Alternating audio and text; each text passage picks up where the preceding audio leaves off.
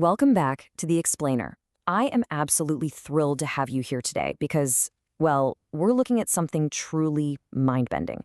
We're going to examine how a massive, imminent paradigm shift in physics is about to fundamentally disrupt global digital security as we know it. I mean, we aren't just talking about a simple software patch here. We are talking about completely redefining the actual math that protects everything from your personal bank account to highly classified national intelligence.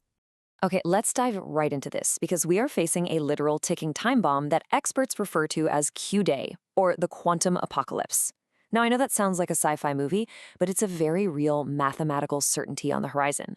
Just imagine a day where the digital locks we've confidently relied on for decades suddenly just snap open. Every digital signature could be effortlessly forged, and perfectly encrypted private communications could just be read like an open book. So to understand exactly how we get to Q-Day, here's our roadmap. First, the looming quantum apocalypse. 2, how quantum breaks rules. 3, the harvest now threat. 4, the race for new math. 5, AI, defense and strategy. And finally, building a new era of trust. Part 1, the looming quantum apocalypse and the expiration of our digital locks. Right now, our entire digital ecosystem, secure web traffic, secure boot sequences for software, digital currencies, it all relies heavily on public key or asymmetric cryptography. Think of the RSA algorithm or elliptic curve cryptography.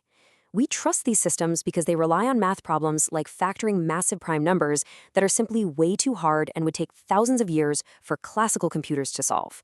But that core assumption of computational hardness, it's expiring. Now, we also use symmetric keys, like the AES encryption protecting your home Wi-Fi. Those are threatened too, specifically by something called Grover's algorithm, which essentially halves the key's effectiveness.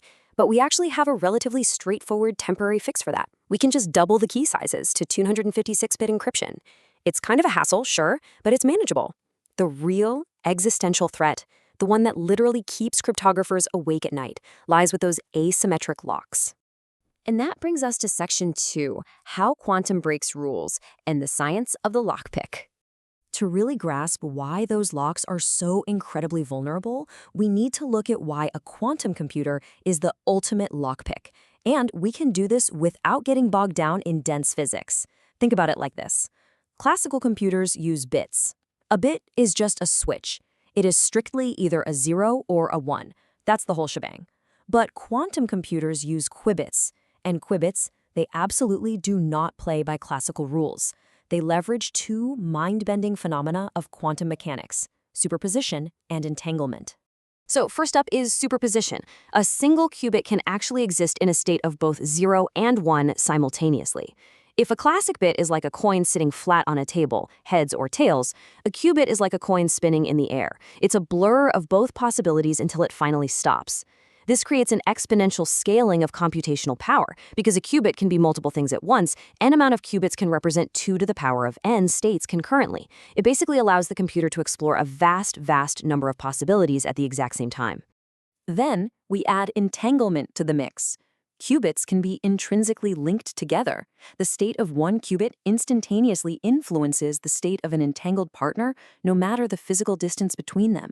This deep, almost magical interconnectedness allows quantum systems to perform complex correlations and calculations that are fundamentally impossible for any classical machine ever built.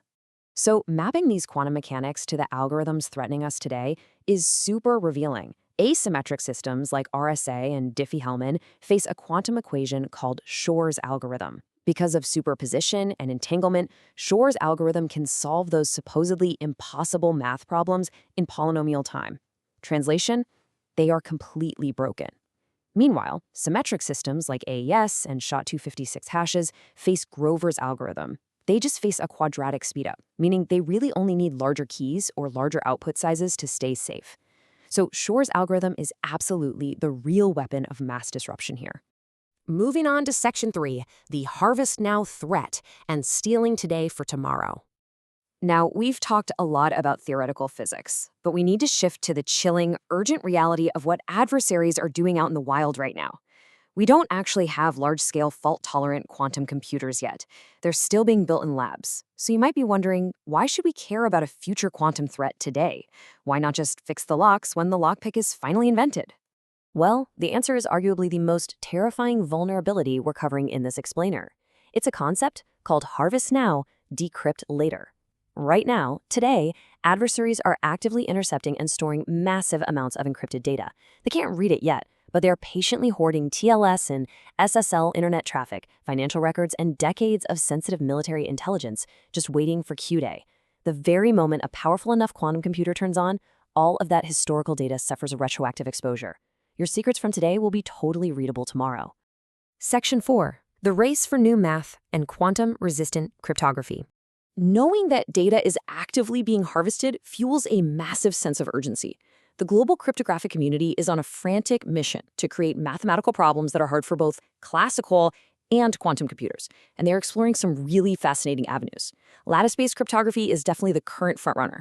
It relies on the immense difficulty of finding the shortest or closest vector in a high-dimensional, highly complex grid, or lattice. In fact, organizations like the U.S. National Institute of Standards and Technology, NIST, have actually selected lattice-based schemes like Crystal's Kyber as their primary standards.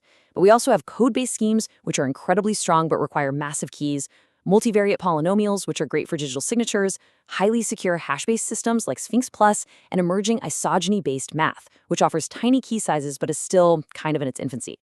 But here's the catch. Creating the math is only half the battle. Actually rolling it out across the globe is a monumental hurdle. Organizations have very specific, real-world steps they have to take.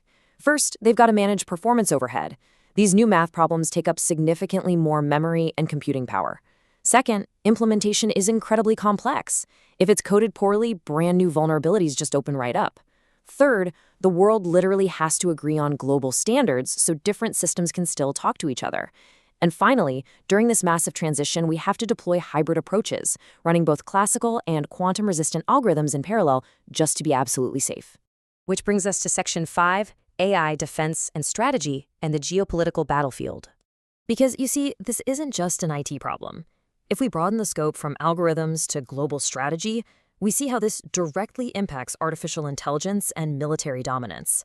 Quantum computing intersects directly with AI, creating a really fascinating dual-edged sword. On the offensive side, quantum-accelerated AI can empower incredibly sophisticated malicious attacks. It's going to allow adversaries to discover system vulnerabilities at lightning speed and craft malware that completely evades classical detection. But on the flip side, the exact same technology empowers defensive systems. Quantum AI for defense means incredibly enhanced intrusion detection, capable of analyzing massive datasets to find subtle threat patterns that classical systems would just completely miss. For militaries around the world, this tech race creates some immediate, high-stakes strategic imperatives. They must protect intelligence gathering from that harvest now threat we talked about.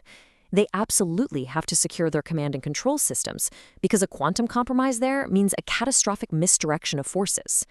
They must safeguard modern weapon systems, which rely heavily on secure digital communications. But honestly, perhaps the most vital imperative here is the last one, developing cryptographic agility.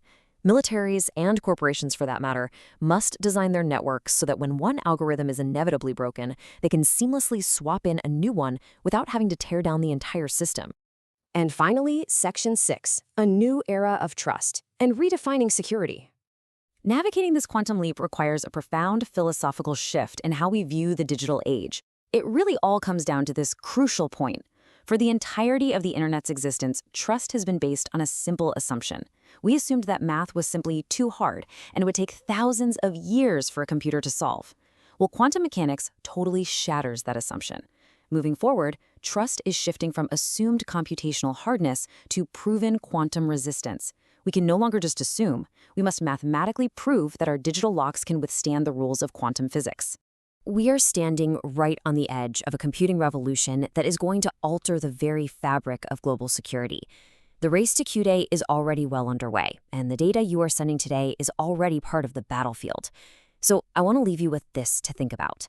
In a world where computing power becomes practically infinite, how will we ultimately guarantee our digital trust? Thank you so much for joining me on this explainer. I really hope this sparked your curiosity, and I'll see you next time.